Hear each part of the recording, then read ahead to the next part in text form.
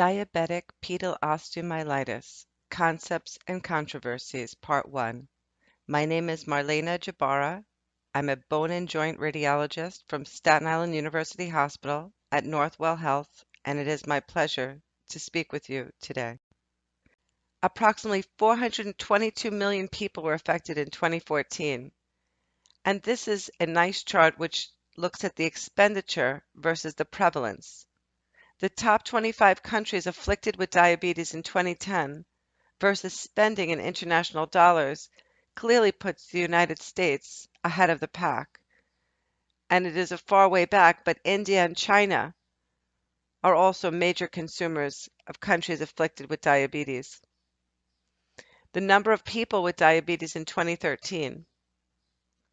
And as you can see on this global map, there's a far greater predilection to have diabetes if you're coming from India at 138 million for the Western Pacific affliction.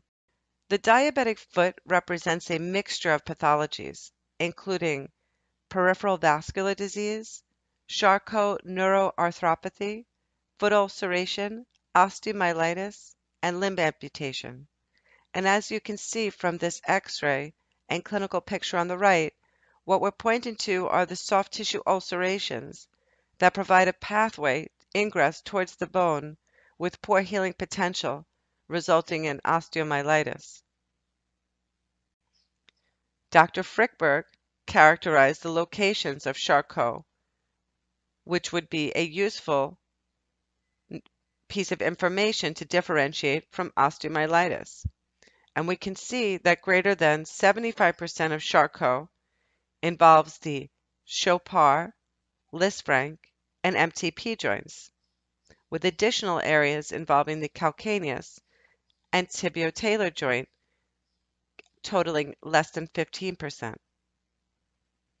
Of course, the pressure points of Cotton's triangle will be your initial points of pressure under your first and fifth MTP joints and at the level of the heel.